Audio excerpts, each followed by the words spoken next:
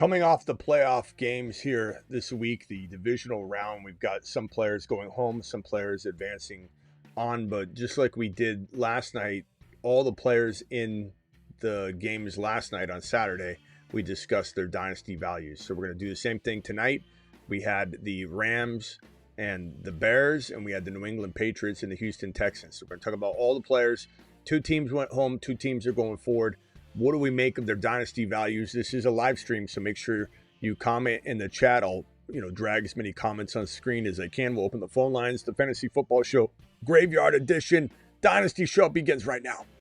You're watching a Graveyard Stream. Live from the FantasyFootballShow.com studios. It's the Dynasty Fantasy Football Show. Appreciate you all being in here. I see one of you came from Rumble. That's awesome to hear that you found the YouTube channel on Rumble. We're trying to get the Rumble chat going, the Rumble channel going. The link is in the description for the Rumble channel. We will have Rumble only content on there at times, so you'll want to also subscribe over there so you don't miss those specific shows. But man, we're here to talk about all these players that were involved in today's two games. Or if you're watching right now, I guess yesterday's two games. Rams, who defeated the Chicago Bears. And so we have two teams to talk about, two teams full of players from a dynasty perspective. What do we think? What do we make? This is a good way to corral conversation by using these games and the players in the games. It's just a great way.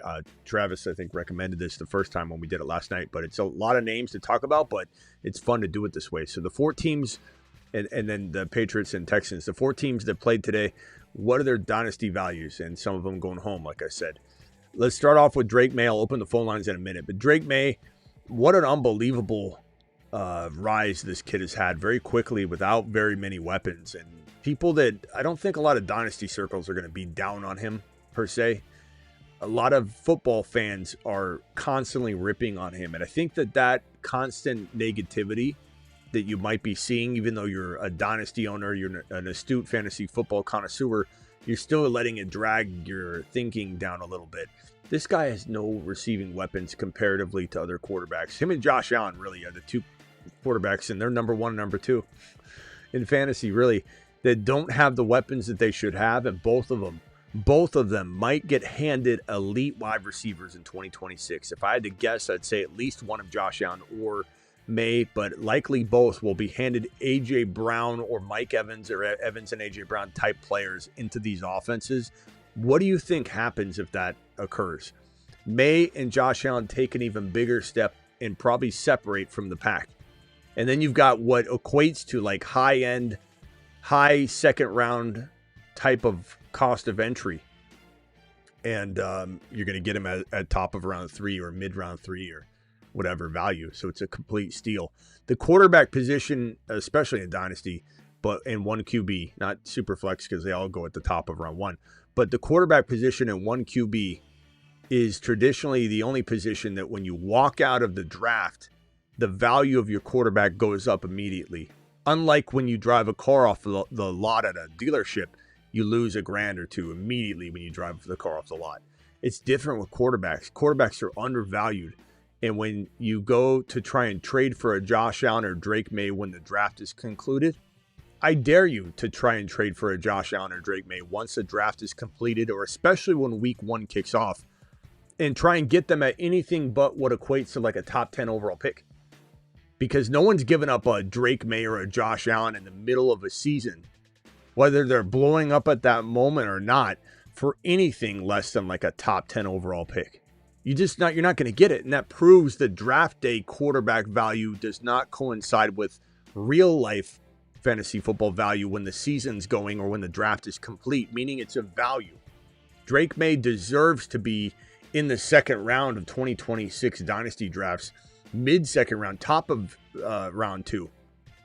But he's going to go at the tail end of 2 or round 3. Same thing with Josh Allen. And Josh Allen exiting the playoffs on a somber note. It's going to hammer home a lot of negative stuff, and people are going to forget that he had the touchdown scoring and the production that he had in the last game. They're just going to think, oh, he lost the game. By Maye and Josh Allen, who's not on this board now, in Dynasty before the coming weeks and months grow their value. And their values will grow as we start talking about A.J. Brown being unhappy. And, okay, maybe he does go to New England. What if he does? It's game over. Getting Drake Maye to trade is game over. You're not going to be able to do it. Nico Collins is a forgotten man, given that he got, injured, concussed, could not go into this Houston Texan, New England Patriot game and play football, and missed out on trying to help his team advance. And people are going to have a sour taste in their mouth when it comes to Nico. You could trade for him in Dynasty. He'd be a very good buy low. He's probably going to be a very, good return on investment in Dynasty startup or existing leagues for 2026. And I think people are going to kind of hold against him the fact that he just isn't, he doesn't feel like he's top 12, top 13 worthy, even though he is. And I think because there are some question marks, I also would probably hesitate to take him at 12 with the other players that are kind of around that territory. But I'm glad that people doubt him, because I'll probably own more shares of him because he's doubted. And that'll be a good thing. So definitely trade for him at second round value. Hendy coming out of this game. And granted, Drake Maye and Hendy still play in the conference championship and potentially the Super Bowl. So if you're watching this video, you're watching it right after the divisional round concluded. I'll show you the board right now. This is how the playoffs look to us right now as we're live. So if you're watching this 3 months from now, understand our perspective. Denver just advanced, and then they lost Knicks. He fractured his ankle in New England. That was yesterday. And then New England just won tonight or yesterday by the time you're watching this. I think most of you are East Coast. I'm in Arizona, so it's still today for me. Houston lost to New England, and again, somber note. Nico, Stroud's awful. We'll talk about Stroud in a second. There is some questions about Nico's value if Stroud is moved away from, but we've seen Nico survive with Mills. I think Nico will probably be okay. There is some concern, and I think that's baked into mid-second round value if that's where Nico is going to go. But again, as I said, I'm kind of buying Nico, I think, there. If Nico was to go where he kind of deserves to go, 12 or 13, I might be out because of the additional question marks about the quarterback situation and what that looks like. Bo Nix fractured his ankle. Drake Maye is facing off against a quarterback-less Denver Broncos. Stidham will be the quarterback. Seattle advanced and beat the socks off the 49ers. And the Rams just beat the Chicago Bears in a thrilling game. And that's where we're at right now as it stands. So if anybody's wondering, at the time of filming, what are we thinking? Why are we thinking this? Well, Drake Maye and Hendy still get to play ball. If Hendy doesn't get fed like he wasn't fed and hasn't been fed properly for a while now, probably a value. And I don't know that he'd be worth taking as a top 12 overall player right now with the question marks. Not long-term. I think we all know long-term he'll be fine, but we could walk into week 1 and Vrabel's still not feeding him. And as I've mentioned before, even though Vrabel's winning and doing things right, he's still he's playing poker and he's winning the hands. But if you looked over his shoulder, you'd realize he has better hands than he's actually playing. He's still winning them, but he doesn't really know what he's doing with the running back situation, because we all know that you give house call Hendy continuous work and he's going to break off long touchdown runs. And while they're winning, they'd probably be winning by bigger numbers and margins that are something we haven't even imagined if they just use this kid properly. So don't say because it's working or Stevenson's been efficient that it's better. This is like saying, well, Bijan, Algiers good, so we'll just keep feeding Algier. You feed Bijan, you do better things, you do greater things. So it's crazy to me when people say, oh, well, it's efficient though. Ramondre's doing pretty good. Doesn't matter. You can still win your poker hand with 2 pairs when you really have a royal flush and you're not telling anybody because you don't even understand you have it. That's what's happening with Vrabel.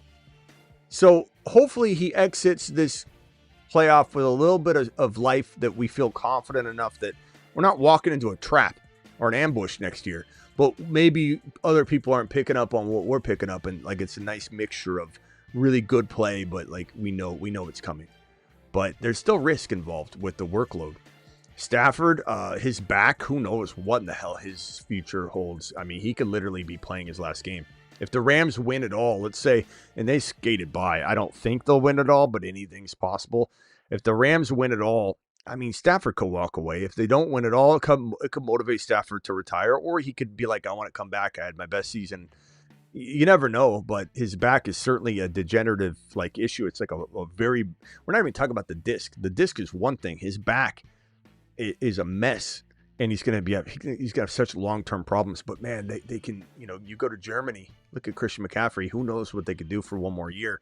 So we'll keep an eye on his value. I wouldn't say he's something that you're like gravitating toward in Dynasty. Corum and Kyren's a curious situation. Kyren very leaned upon when it matters.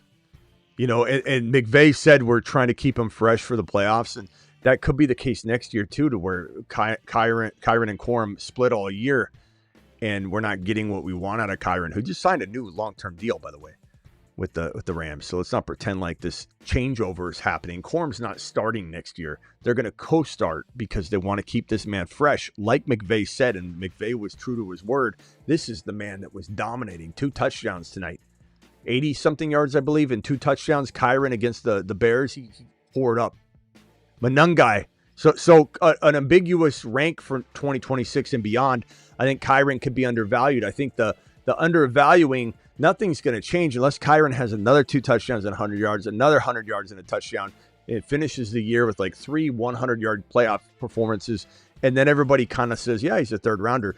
I think everyone's so hell-bent against Kyren, we're probably going to get the risk baked into his ADP value in Dynasty or trade value, and he'll be worth like a 4th or 5th rounder to people, maybe 5th rounder in Dynasty. And so if he was worth a 3rd or 4th rounder last year, what makes anybody think another aging running back, older, adding a year, adding more mileage, Corum getting more and more involved this year is going to make anybody run toward Kyren in Dynasty? He should be more of a value than anything, and a hold, really. Manungai looks fantastic. Swift looks great too, though. Similar situation, but I think Manungai is a really nice, low-cost player, and he had like 2-point-something yards per carry today, but that didn't tell the whole story, and he didn't blow up, so I don't think anybody's like looking at him, so he's a very good Dynasty grab. But Swift might not go away. I mean, he really, hats off to him.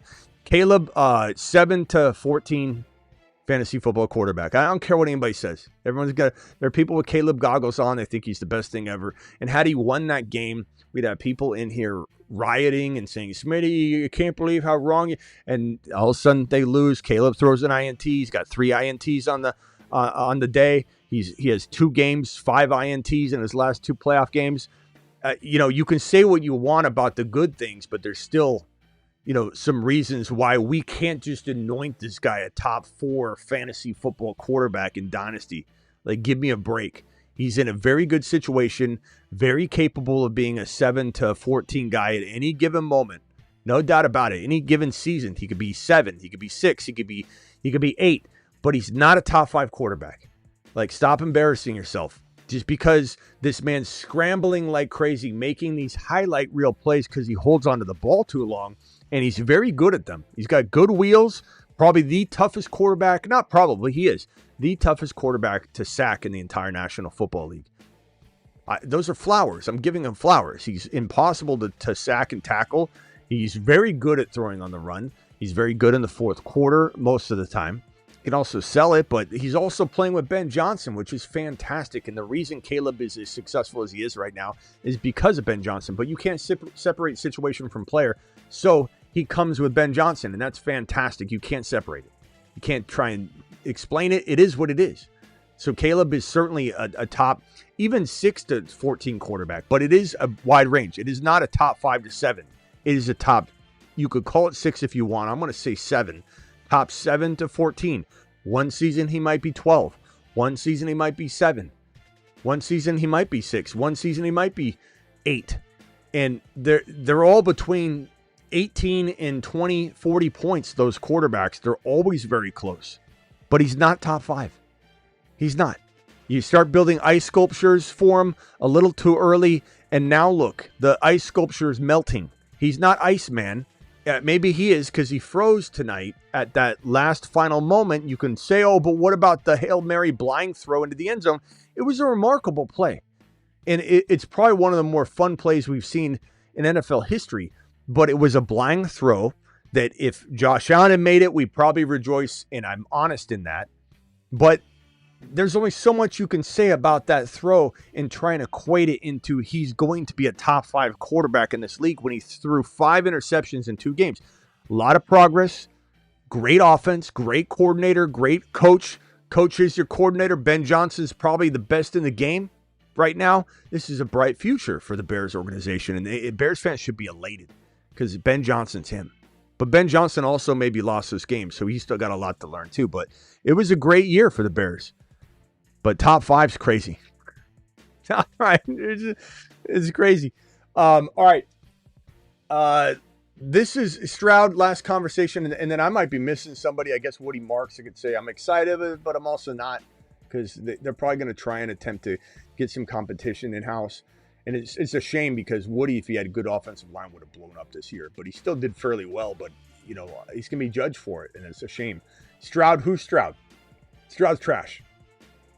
Stroud's trash, but Stroud's also a reminder not to anoint quarterbacks icemen and build sculptures for him, because Stroud looked better than Caleb has ever looked coming out of Stroud's rookie year. There were Dynasty circles screaming Stroud is QB1 in Dynasty. You guys remember that? Coming off his rookie year, a lot of early Dynasty Stroud believers were like, he's QB1. He would go 1, 2, or 3 in Dynasty startups. And that was the biggest unraveling we'd ever seen. So before you start getting all excited and build sculptures, you need to make sure you're still on edge and on your toes about these things, and not anointing players, top 5 QBs when they have a whole lot of work to do. Phone lines are open. Call into the show. Call into the show. Yeah, there was no higher ranked Dynasty climber than Stroud. Stroud was literally ranked and expected to be better than Caleb is right now. And that did not work out, did it? So let's be a little careful. I mean, Stroud is awful. Stroud is not even somebody I would even own. You cut him in a 1 QB, I don't even think I'd pick him up in a Dynasty. Why? Waste a roster spot. I'd rather take a flyer on somebody. If it was Superflex, of course, but then I'd try and trade him. But Stroud might not even be a starting quarterback next year. I mean, Caserio and the Houston Texans have a big decision and dilemma on their hands. What do? They bring in a Tua Tagovailoa? Do they try and solve this QB situation by bringing in competition? Do they go with Willis? Do they go with a Tua? Do they trade for a Kyler? They trade for a Mac Jones. I mean, it's tough to say. The quarterbacks are not really plentiful for them. Their options are not very good. So Stroud will probably be competing, and he might not even be a starting quarterback next year. But dial into the show. Let's talk Drake Maye, maybe. Let's talk any one of these guys from a Dynasty perspective. I don't know if we'll be here super, super long. We got about 40 to 50 people here in the live stream. Like the video, subscribe to the Dynasty channel. If you found this video through your YouTube suggestions and you're like, I already follow Smitty. This is a Dynasty channel. It's a completely different channel, so please subscribe. Call into the show. Call into the show. Dial in. Stroud turns into Geno. I mean, yeah, Shane, I don't even know if that's like an exaggeration, to be honest. Like, Stroud looks awful. He's like, yeah, I'll come back. And I feel bad for him. I mean, he's a human being, He's a human being. He's got feelings, and I wish good upon everybody. Like, this world's big enough. There's enough success to go around. Like, he can succeed, and it doesn't hurt me. I'm not rooting against him or wanting him to do bad. But I'm also here to judge and analyze and give my predictions and projections and expectations. And Max became a Dynasty supporter. Appreciate you. If anybody wants to become a YouTube exclusive member, the channel had all the YouTube exclusive members deactivated, and the super chats were not here for about 7 to 10 days because I hadn't gone live for like 10 months. And then when we kicked it back into gear and went live for we're doing a show a day for like a month and a half, 2 months, I'd had too many months of not doing it that caught up, and this, you have to like earn it again. And so it took like about 10 days to earn it. We just started live streaming like crazy. So we're back. And so if anybody lost their exclusive membership, your name's not green, you can, re-grab that. Or if anybody drops gifted memberships, you can get your first one that way. But yeah, Stroud I forget what I was just saying, but Stroud is somebody that might not even be starting next year. Travis, you're live. Oh, Loveland. Yes, real quickly. Hold on, Travis. Loveland. I didn't put Loveland on screen. Let me just real quickly talk about Loveland. He got what looked like concussed in the game, and he's got a bright future. But I think tonight definitely helped reset the value a little bit, not a lot. But I think that had he had like 100 yards and a touchdown and won the game, and then he went to the next week and had a 90 yards and lost or something, but did well, like something to that degree, or had 120 yards tonight and they lost the way they did, Loveland would be being talked about in a very, very different way. And so we're kind of, lucky in a way that he didn't have that kind of like exit. But I still believe that everyone's going to carry into 2026 a high expectation that might be higher than the one that I have. It doesn't mean that I'm not off the Loveland train or anything like that. But if he starts going in like the top around 3 or something, or mid third, it's too high for me, because I want Bowers before I want Loveland. I want McBride and Bowers, and then I am talking Loveland. Like, Loveland is in the conversation of tight end 3. But there are going to be a lot of people that want to be the guy that said it. I was here first. I want to say the boldest thing in the world. And so people are going to pretend like their Loveland take as being the 1 or 2 tight end is crazy. But there's so many people that are going to share that with you. You're not innovative with it. You're not the only one to do it. You're not in a class of your own. Like, there are a lot of people that are going to overvalue Loveland. And while I think he's an attractive prospect, no doubt about it, and he's Caleb's favorite wide receiver in the tight end position, doesn't matter. But he, that expectation of like top of round 3 or even mid third, it's going to be hard to recover from if he has like a Laporta unfolding, or look at Bowers in his second year. I mean, he was a lock, but he didn't do it. You never know. It's just a high expectation. And I'm very much on the Bowers train. I'd rather have Bowers than Loveland at the same value. Now, if Loveland was going 2 rounds later, then I could see that argument. But it sounds like Loveland's not going, in some cases, even after Bowers. He's going before Bowers, or going right around Bowers, or slightly after Bowers. And to me, that's not a smart fantasy football decision. Travis, you're live. You can start off with Loveland if you want. No, I tend to agree with you on Loveland about, I think the ADP is probably going to get a little bit too high for me, which isn't taking away from what I think he's going to do next year. Right. Straight up stuff. Yeah. But I was actually calling to talk about Nico. I think he's an interesting case because he's no doubt, talent-wise and even most of the time projection-wise, a top 10 wide receiver. But the injuries are a little bit of a concern. He seems to get banged up a lot. Over the last 3 years, he's missed 2 less games than Olave now. And so like, I think while he's probably still a little bit more trustworthy than Olave, I think he kind of is in that a little bit closer to that range of guys, like, I don't know, 8 to 12, I guess, or 8 to 15. Then, especially with the quarterback question. One second, Travis. Let me just merge. DJ, just mute real quick if you could. And okay, go ahead, Travis. I just had to merge DJ, and I didn't want to miss what you were saying. Go ahead. Yeah, no, just that I love him, and I would buy low, like you said, and maybe because of the doubt on him, and coming off of the end of this year and stuff, maybe I will end up buying him or having him. But in terms of like a startup league, unless he falls, like, I don't know if I can take him in that, 5 to 7, 5 to 8 range as a wide receiver. I think there's other guys I would rather have in Dynasty. I'm just curious on what your take is in terms of injuries and that. Like like he still ended up with, what was it, 1,100 yards, 6 touchdowns, 71 receptions, wide receiver 8. For sure. I'm not saying he can't do that, but like I said, the games missed are adding up, and the 3 years is a big sample, but he's missed 2 more games than Olave, and the knock on Olave was always, availability. So it's like, he's kind of fallen into that group with me rather than before where he was kind of like knocking on the door of that like top 5 range, like back end of top 5 range. Yeah, I mean, like I already talked about a little bit at the top, but I don't mind rehashing it or even going into further depth, especially around what you said. I think that if he was to go where he kind of deserves to go, which is like 12 or 13, based on what he's brought to the table and all that, then I probably wouldn't be in because it'd be at cost. And at cost, he still has that injury or that concern there.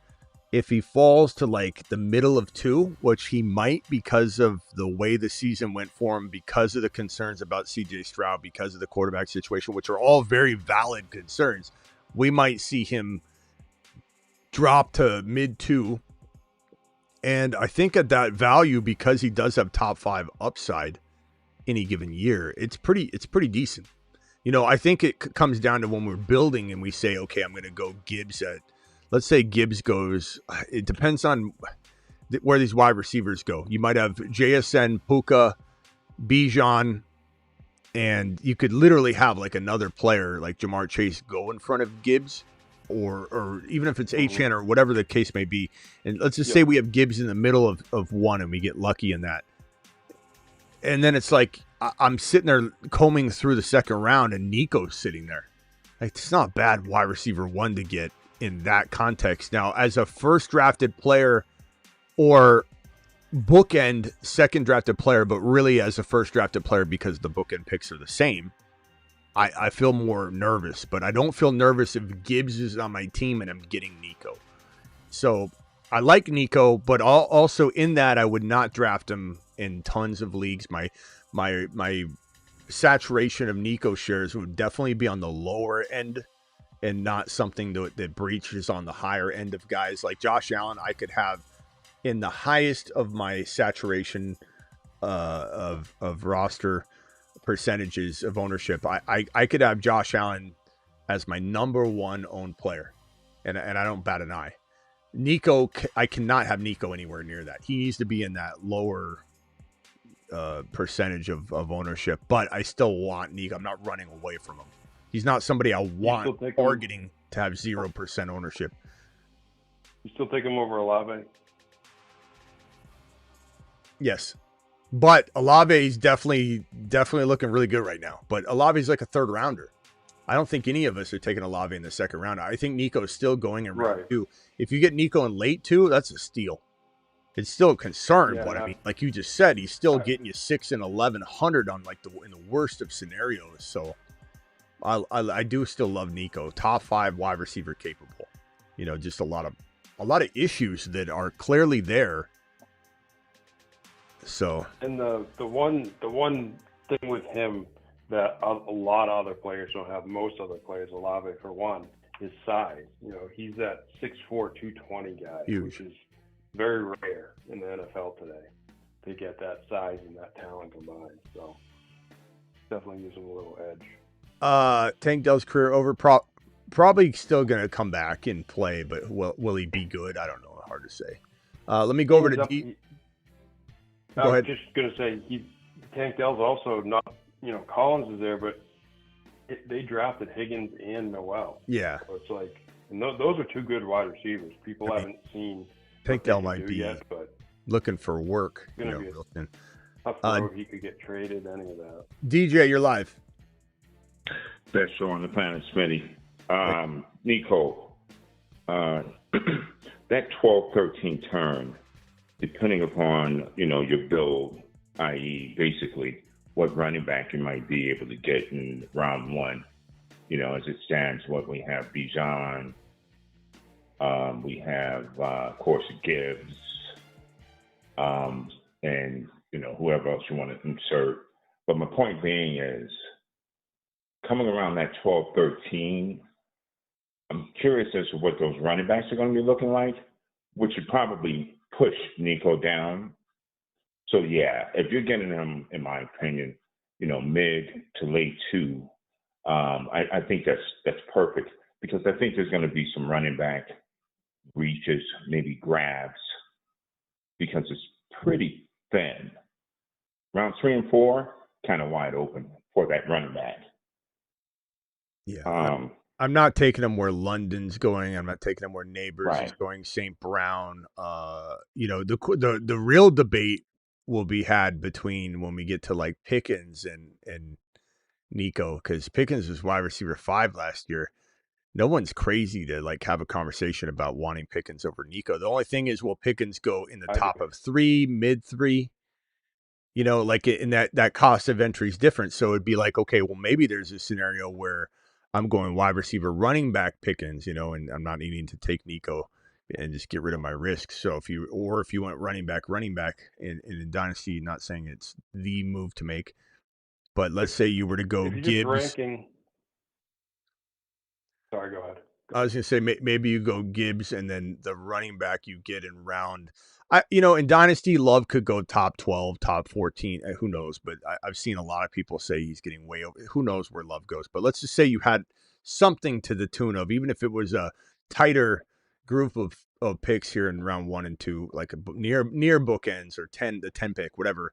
And maybe you didn't get Gibbs and you get Achane. But point being, if you had Gibbs, Love, Pickens, is a damn fine start. You don't have to necessarily pick Nico if you can find a better third round wide receiver and you want to go that way. But I think Nico's very safe mid to late second.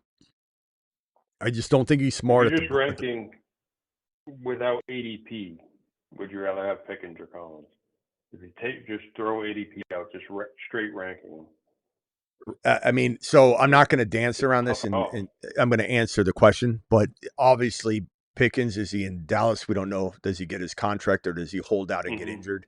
So there's a lot of concerns. I could see myself fluctuating on this answer as the Pickens saga unfolds. But as of right now, George Pickens is not signed to a long-term deal, wants a bag. Anybody that thinks, oh, this guy's happy, no, you haven't been paying attention, because he's been asked several times, are you going to stay in Dallas? Are you happy here? And he's like, whoever's, basically whoever's going to pay him.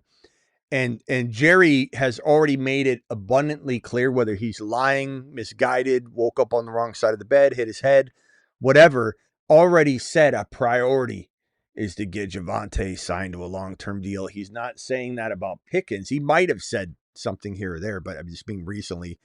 And if they drag their feet on this thing and franchise tag him, which will piss him off because it pisses off every player because it pigeonholes you, it takes you out of the free agent game. So it limits your options. It's a very, very, you could say, like the players call it a prison tag, because it puts you in a box and then you can't participate and do a lot of things. And so this holdout could lead to injury risk, because holding out leads to injury 8 times out of 10 when the holdout goes into like August. So who knows how ugly it gets. So I could fluctuate on this right now. But if you said, Smitty, Pickens is in New England, and again, I'll answer this question not trying to play the old like, it depends on where he is. I'll answer it based on what we know now. But if he's in New England, my answer changes to absolutely. If he's in Buffalo, my answer changes, to Pickens, absolutely. In the current context that I expect him to be in, kind of an uncomfortable or at least a semi-lengthy holdout waiting Jerry, I think I'd rather have Nico by a hair, as we're entering he's still not the sole provider of his wide receiver room. It's kind of a rotational thing. We're relying upon Jerry, building a team, relying upon Dak. I still love Milton, but there's still unknowns there. And I don't love his quarterback situation by any means. I trust Caserio, the GM of the Houston Texans, to make sure he does the best, thing for his team. But there's not a lot of good QB options here. Although Mills has been fine. He's always produced no matter who the quarterback is. Yeah, more QB proof than JJ, regardless of what that means or how you want to take that. I don't know. I go back and forth. I love Pickens. I want to say that as the off season, because I got to answer this now. Right now it's Nico by a hair, but as the offseason progresses, I think it might go toward Pickens. It's a weird way to answer it, but there's a lot that has to happen. Anyway, and how old is Pickens versus Nico? Let's pull up the ages. Nico Collins. Yeah, while you're doing that, I was 20, thinking about AJ and the similar circumstance, but Nico from a fantasy perspective. 7. Hold on 1 second, DJ. I can't. While I'm doing it, I can't listen Go to you. ahead. Go ahead. Hold on. George Pickens. So 27, turning 27. George. You know what? I changed my answer. George Pickens is turning 20. They're both turning. They're both having a birthday in March. Pickens is turning 25. Yeah, Pickens turning 25. Nico turning 27. I usually don't count years that much, but I don't know. I think I'll take Pickens in the years, but it's very close. It's very close. Now, given that Pickens is going in the 3rd round, probably if I had to guess versus Nico in 2, I'd rather have Pickens When you factor at ADP. cost. But if you were putting me in a box saying pick one in Dynasty, and you can't trade, and you just got to pick the right one, I guess I do grab Pickens. Turning 25. He's a lot younger. That's a long time. I don't like care about age to a degree, sometimes more so than or less than other people. But it's a significant difference when they're pretty close. So, all right, go ahead, DJ. And Nico has had a few injuries here and there, so a little more wear and tear. So, go ahead, DJ. Yeah, I think I'd stick with Nico. Just to your point with regard to the quarterback play and even his production this year, that's pretty darn solid. Whose quarterback played solid? Yeah, what did he? I mean, what did he finish, Travis? You mean given how good he Nico. played with the bad quarterback play? Is that That's exactly right. Oh, okay. Considering the quarterback play. I thought you were saying considering his quarterback play. I'm like, what? Yeah, hopefully. I guess the concern is though, like similar to Tua, you take Tua, who's awful, away from Achane, and it's not what you want. You want Tua and Achane together forever, even if Tua is garbage. You know, he throws to Achane. So I don't know. Part of me is like, I almost don't feel like Stroud and Nico are what we thought they'd be anyway. So I don't even know if I'm all that worried about him losing Stroud. It's not like Stroud makes Nico. I think I don't know what the Houston Texans are going to do because they have one of the best defenses we've seen in some time. And if they don't attack this aggressively, you might watch this defense go to waste. And that is a ridiculous thing to do. You can't rebuild. This is not a rebuild. Hey, we got to wait a while. Your defense is like literally one of the best we've seen in some time. And they might even be as good as Seattle. We just don't know it because the offense makes them tired and they don't play to the same level. I mean, we can't sit here and judge them and say they're not the number one. Like they really could be. And you got to strike now, whether it's going after Malik Willis or making some aggressive trade. Kyler Murray, I know he's not a great quarterback to a lot of people's standard, but we're literally a year and a half away from people saying he was. So maybe they can develop him differently than the Cardinals. Cardinals are not a good judge of, we got everything we should get out of a player. The Cardinals are probably one of the worst judges of that. So Kyler in a different environment with a different offensive coordinator, give him Dable, type of, I don't know. Brissett would be great if Arizona decided to move on. Yeah. That'd be a good guy to bring in, but I think Arizona will stick with him. Well, he's on a 1-year deal still, so they'd have to trade him or something. But Brissett's definitely staying in AZ for 1 more year. But I don't know. If Nico got handed, let's say, some wild QB situation we didn't expect, like Kyler. I'm not saying Kyler is a good player for a wide receiver, though. However, he has connected before. Hopkins, they did very well together. It could partly be Arizona. People need to understand that. Like Kyler did have promise at one time. I don't really like Kyler. I never wanted him in Arizona, but they also don't know how to use Kyler in Arizona, so it just wasn't a good fit. And let's throw Kyler out the window and just say, what about Willis? And people could say Malik Willis is unproven. Well, Stroud is proven to be bad. So why don't we go with something that has upside? And Tua's out there. Who's serviceable, so that they could take a chance on a Willis. Not saying Mills fixes things, but a team with a good backup might feel more comfortable doing that. Now here's a question, and a couple of you have mentioned different things about this, and this is where it gets interesting. What if Nico gets traded? I don't know that it's like a talked about thing, but Houston could potentially look at this thing. If it wasn't for the defense, I would say they should. But Yeah, it's hard to know what their thinking is, but it would be intriguing if they were trying to start over. I mean, I don't think it'd be wise, but then again, it's like if you're Caserio and you're looking at this thing and you're saying, look, we got one of the best defenses, but we don't have the best offense. We can't do it the way we're doing it. We got to get a quarterback. Trading Nico is the only way we can move up. And what if Nico? What team would trade Nico? Trade for Nico? Let me pull up the top 10. And I'm not saying that Nico would get you a top 10 pick, but maybe it's a first round swap or something that could potentially. Washington? Yeah, that could like it would be a first round swap. And then on top of that, you get Nico. It would not be Nico. No one's saying Nico for the 7 pick. I'm not a moron. But yeah, that Cleveland is tied to, something Casey wide receivers too. Casey number 9 and then swap first rounders, Mm-hmm. That would be crazy. Imagine Nico. It would have to be, so they'd have to have a QB that they like, that they're targeting. Yeah. In other words. And the problem is, like at 9, do you get him? Probably not. So it might have to be. Yeah. I don't even know. I don't even think it's feasible because the Jets, they don't. Once the Jets get Stroud. They don't. Yeah, they don't want a wide receiver. The Cardinals don't need a wide receiver. The Titans, I guess. The Titans get Nico, a swap first rounders, maybe another additional swap somewhere. I mean, if it doesn't make sense to you, you just swap other picks. You can figure out how to squeeze that value out. Sure.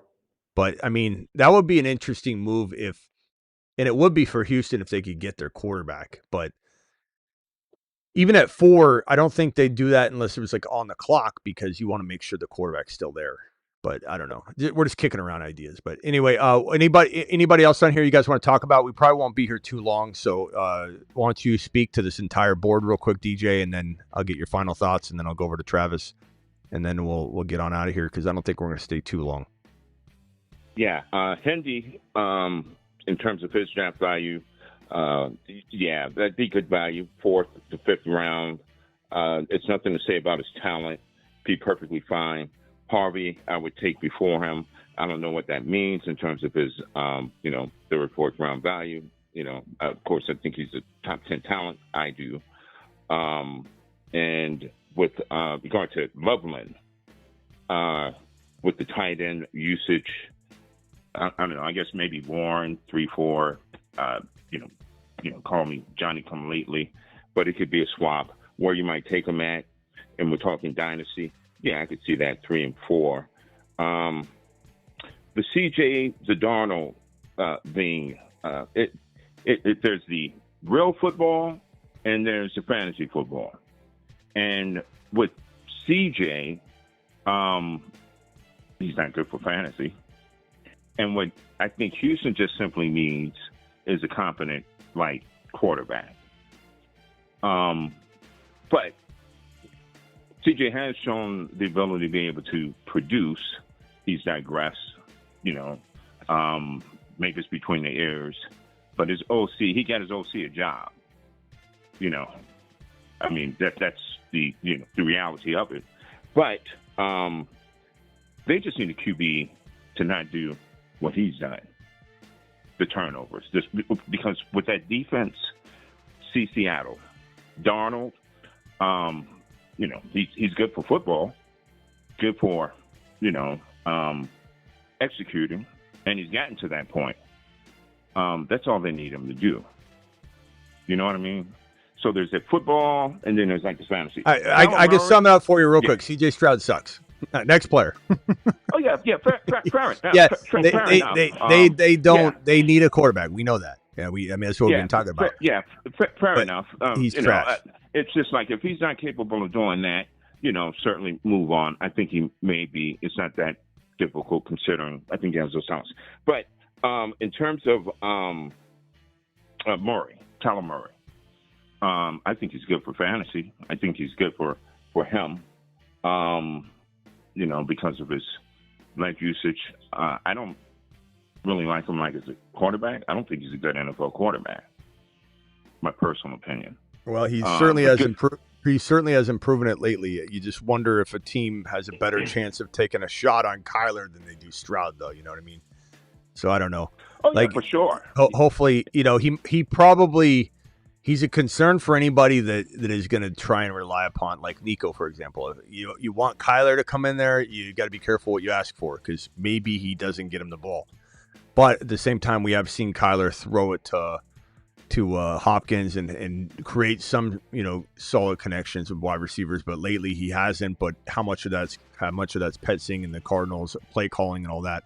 But it's certainly a bet. Like if I could press a button and send Kyler to Houston for Nico's sake, I think I'd take the gamble. But I certainly don't think that Stroud is the answer. I think Stroud is either gonna crumble and the whole offense is going to suck and things are just going to get bad, and then Nico gets hurt because he's trying to do everything. And I don't know. I'd rather take a gamble on Kyler, but I do think that you're not wrong in questioning it, and I think Willis would be a better shot in the dark, but who knows? I don't think there's an answer for Houston, unfortunately. It's not easy to get a quarterback, especially in their situation. This is why Tomlin and the Steelers have been so hard-pressed to get a QB, because they win too much. They win too much and then fail immediately in the playoffs, and they can never get a good quarterback because they're always a winning team. And that's it sounds backwards. It sounds oxymoron to be like, oh, you got to be a bad team to get a quarterback, but it's the truth. Unless you make an aggressive, crazy trade, which they sometimes have made good trades, sometimes make bad trades. They made a horrible trade getting rid of Pickens and bringing in DK Metcalf and paying DK Metcalf right in front of Pickens' face, unleashing a monster and a dragon and sending him off to Dallas for him to dominate. Like Pittsburgh has made his poor decisions. And so, sometimes you can't, getting a quarterback's tough. Kyler's probably your best shot. If I was a team looking for a QB, I'm not saying Kyler's good. I'm not saying Kyler's going to work, but damn it, it's the only thing you can do, really. So we'll see what Caserio does and what the Houston Texans do, but Stroud's not it. So we'll have to see what happens. Quite frankly, wherever Murray Kyler ends up at, I'm in. He's 2 years removed from a top 10 finish. So from fantasy perspective, and even dynasty, especially single quarterback, yeah. The win-loss record, etc. I don't know. But I get your point. At least play to win. And my last thing is Harvey in terms of his dynasty value, and in addition to that, concern around running back being drafted. I think that with Harvey, with Hendy, even a Woody, their vision is a little bit off. But here's the thing. You're right, and we said this before. They can't get in the rhythm. They're not using them to the extent that they can get in the good flow of the game. However, I think they'll all be able to produce in that, and I would think Harvey may be that, because right now he has the worst efficiency in terms of running. But that's neither here nor there, because he makes up for that in the PPR. So I think that's going to be fantasy goodness in terms of just moving forward. If you're going to trade for Nico, if you're Bill's team, your Pat's team, my personal opinion, go big or go home. Go get them. In particular, if you're just basically a piece away. That's all I got, man. All right. Thanks, DJ. Appreciate you. Planet. Thanks, later. Guys. Travis, hit the board as quickly as you can on the way out the door. Quick 2 sentence per player or whatever. I just had a couple quick thoughts or questions. In terms of the Bears wide receiver room, I saw some people talking about, it'd be interesting to see what they do, and we mentioned it a little last show. The easy thought, logical thought is, move on from DJ Moore. He's an older receiver. Keep Odunze, keep the young core. But like you mentioned, they may choose to move on from Odunze because, he's a little disappointing and hurt. And on top of that, DJ Moore became a little bit of a safety blanket for Caleb, and he was making a lot of those clutch catches and coming up big for them. And so you wonder if they just, maybe do move on from Odunze and decide and say, well, we can get 2 more years out of DJ Moore, because we have Loveland and Burden, and DJ Moore can be that, steady veteran guy, as opposed to just going forward with Odunze. I don't think contract. But. I don't think they trusted Odunze. And remember that Ben Johnson didn't draft Odunze, so it's not his guy. Luther Burden's his guy. And there's definitely a world where we expect this to be. Think about like the best example I can come up with off the top of my head. I think it's very, very good comparison. Bigsby and ETN. Bigsby was the longer term play. They both were looking good. Either one could have been the guy. Liam Cohen comes over, and the first words out of his mouth were, get 100+ targets to BTJ, get 100 yards a game out of ETN or out of Bigsby. And we're like, whoa, which one's he like? Which one's he like? ETN was on his final year. This is a player you're going to lose to free agency. It's the smartest move is to move ETN. Instead, they traded Tank Bigsby. They'll worry about that later. So while we think we can predict that, DJ Moore is the quickest, avenue out, you don't know that. Because as Travis just said, they don't trust Odunze. Odunze dropped a couple balls tonight. And I'm not saying I love that about him, that he dropped any footballs, but it was cold out. Everybody was dropping footballs. But there is a world where it doesn't matter what anybody thinks. In the draft capital, every year you wait for him to excel, you drove a vehicle off the lot that's tanking in trade value. Like if you wait another year and he doesn't do anything, no one's paying for the number 9 overall pick. No one's going to give you that now for him. But at least you have a what-if belief that he could be that guy. Buffalo might see it. Let's give you a 3rd round, 4th, whatever it is. It could be a 3rd or 4th rounder. Yeah, probably. But that's going to dwindle. And if they don't believe in him, and if he's not going to come close to even earning or even getting played time, whatever, to the tune of a number 9 overall pick, then you are better off trying to get value so you can go get another one of your guys. And Ben Johnson nailed the draft pretty well. We did say you got another guy in Loveland, and honestly, I think Travis would probably say the same thing. It was a good move. At first, I didn't like it. I was critical of, you're taking an extra weapon. But Ben didn't care about what had been done before, and Ben wanted his pass catchers. And it does all make sense now. Loveland, and we love Burden. Burden was my number 3 ranked rookie wide receiver, so I love Burden. I didn't admittedly love him in Chicago, and I still wonder how it all go in terms of that rotation. But, Ben wanted his guys. Odunze was not his guy. So people pretending that they know what Ben's thinking with Odunze because of draft capital, you have no idea. We have no idea. All we know is Odunze doesn't look to be favored. So there is a world where he gets traded. Yeah, and I think it would be a win-win if this is the way they want to go with the offense, and they could get a 3rd rounder for Odunze, say 3rd or 4th rounder, like you said. Because then Ben Johnson puts that back into the draft and could take another pass catcher. And he hits on his picks. Anything he wants. Right. He hits on his picks. And for a team that wants to bring Odunze in, they want him to be a part of the offense. To get a receiver like that with that potential for the 3rd or 4th, you're not getting a guy with that talent level in the 3rd or 4th of the draft, and Odunze is still so young. So, it would make sense, and I guess we'll see what happens. I think the only other thing I want to mention is, two things. I guess while we're still on the Bears, do you foresee Monangai playing like a much bigger role next year? Do you think they just kind of run it back because it worked so well with Swift and Monangai? Monty Gibbs. Monty and Gibbs were prevalent and relevant and very much a 1-2 punch with Ben Johnson Monty falling to the wayside lately has had only when Ben Johnson's been gone has that happened. So I think they do want a 1-2 punch. I think Swift has been remarkably solid, very underrated what he's been doing, and he continues to stay healthy. Like RB15. He had that injury-prone tag, and he just keeps doing it. Manungai and Swift, I think he loves both of them. I think Ben will draft another running back. I think Ben is very much that kind of guy. It's like, you know what? I want Jonah Coleman. I want him to be my future, even though he loves Manungai, loves Swift. He's always going to think like that. And I think he's always going to assume that the rookie he's drafting will someday overtake everybody. Like, I think he's just going to only pick players like that. So I think that right now, I don't know what the room will look like, but I think it's going to have a third player.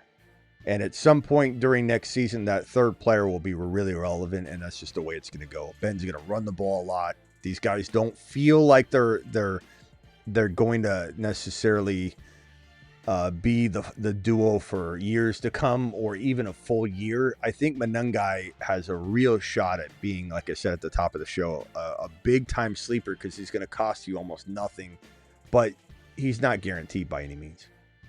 If they draft a Jonah Coleman or a Jadarian Price or an Emmett Johnson, you know, any one of those guys, I could see that player being really relevant at some point in the coming season. All right. And then the last thing I was just going to bring up was, so obviously we still have at least next week to go with the Patriots and see what happens. But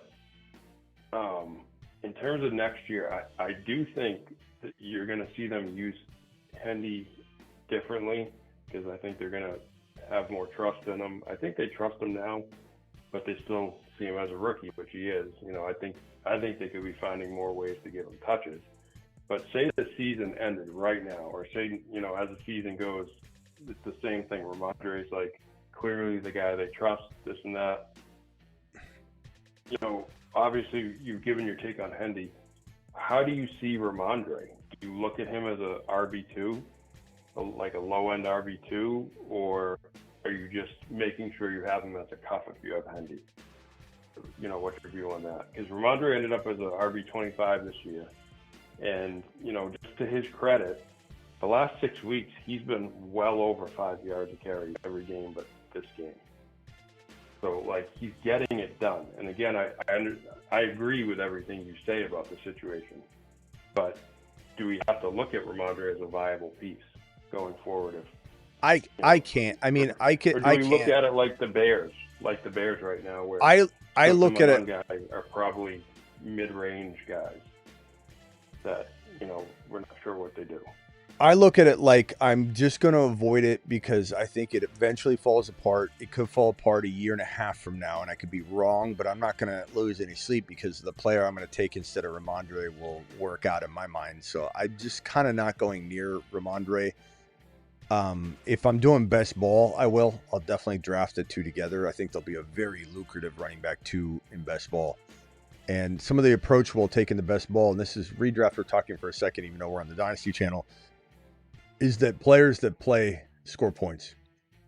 And as simpleton as that sounds, meaning Ramondre is going to help you for 17. He's going to give you a shot to help you for 17 weeks versus drafting a Brian Robinson Jr. and hoping there's a week that comes at some point where he helps you.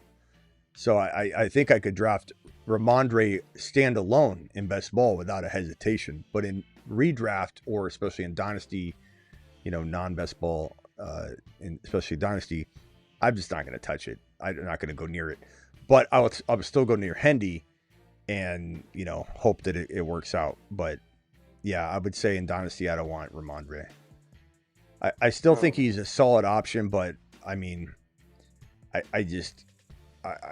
can't. It depends on where he goes, I suppose.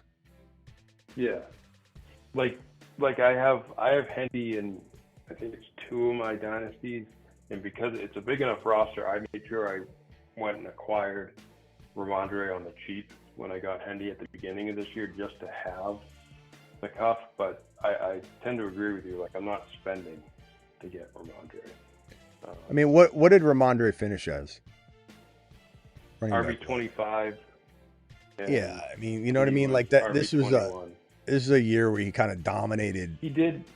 the He touches, missed and it's like, three games, yeah. 3 or 4 games as well. So I think if he you're would have talking been around about 20. if you're talking about non-best ball, where you have to decide when to play him, it's a disaster. If you're talking about best ball, where you don't have to decide anything, just big games he goes in, non-big games he goes out, you can draft Hendy, and then you don't make those decisions. The optimal lineup is set for you. Then Ramondre makes a lot of sense. But I would say in Dynasty, non-best ball, no thank you. All right, Travis, final thought on anybody else, and then we're out of here. Final thought was just the Rams backfield. I think it's probably just a wait and see. I think you'll agree, but the Rams still have Jarquez Hunter, and they loved him when they drafted him. Do you think because Corum played pretty well when he was in, that at least for another year we're not looking at anything? So, yep. And he's just an ancillary piece for now.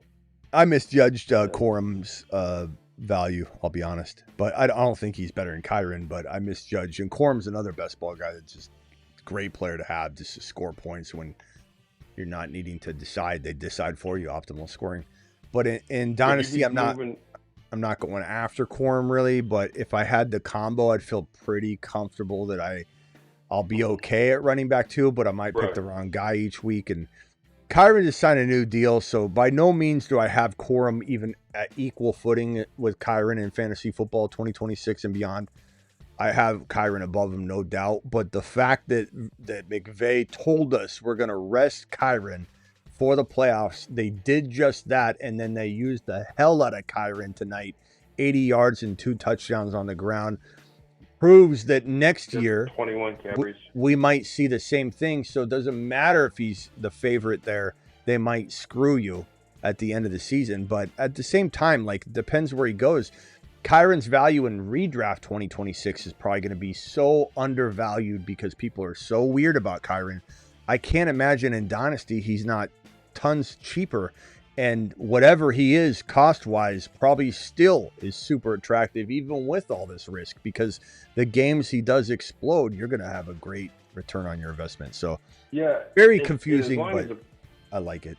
As long as the cost isn't too much, I guess, jumping to redraft just for a second, like, his last 3 finishes were, even this year, he finished RB9 and then RB7, RB7. So I think you can probably still pencil Kyren in as a top 12 running back for next year. Yeah, and I mean, they just signed him to a long-term deal, so I think they're really they're not moving on from him by any means. I think the top 5 thing might be out unless we see something change. Or you look at it and say they're going to use him a lot in the beginning, and they might, if they're having a playoff run, scale him back and you trade him mid-season, as an option potentially. One more half a year and then trade him while he's hot. I mean, it's an option, but I still love him, man. He signed a long-term deal. Like they're not paying him to be an equal player. It's just they were saving him, and they were true to their word. They saved him and then they unleashed him. So, all right, Travis. We'll see you tomorrow. Yep. Thanks, Smitty. Later. Bye. Guys, please subscribe to this Dynasty channel if you have not yet. Also, don't forget the Patreon is 24/7. Let me get the link to the Patreon. 24/7, 365. Patreon. Let me grab this link and drop it in the chat. Let's see here. Where is it? There it is. Here's the link to the Patreon. It's a 24/7, 365 chat. Join the Patreon. And we're just in there talking, fantasy football constantly. So, and movies, whatever. There's the link. Please join the Patreon. Also, don't forget, link in the description for that too. If you don't want to click that link, or later on you're watching the replay and you're like, damn, I don't know what the link is. It's in the description. All the links that I talk about are in the descriptions of the videos. Then also, don't forget my year-round Dynasty and redraft content. The redraft content's year-round, so all the redraft rankings are ready to go for 2026. I don't wait. It's a 365, 24/7 operation. Trade calculators updated. Bold predictions. I got like 5 bold predictions already launched for 2026. Trade calculators have all the rookies. All the rankings have all the rookies. I'll adjust when the landing spots come. but it's important for you guys to have those rookies implemented into the rankings now. So you can see where I rank Jeremiah Love amongst all the other players, the veterans, Gibbs, all those guys now, and my assumptions that are being made. I'll see you all tomorrow. Thank you for all the support. See you all later. Appreciate you. And where's my damn my computer's completely freezing up. I don't know what in the hell is going on. I think my computer's completely frozen. I'll see you all tomorrow, live Monday through Friday, 8 p.m. Eastern, every single Monday through Friday, live whenever big news breaks, and live at midnight Eastern almost every single night on the main channel. That main channel link is youtube.com/The Fantasy Football Show. That link is in the description. You're currently watching the Dynasty channel, which has at least one live stream or an upload pretty much every day. So make sure you subscribe to this channel as well. See you all later.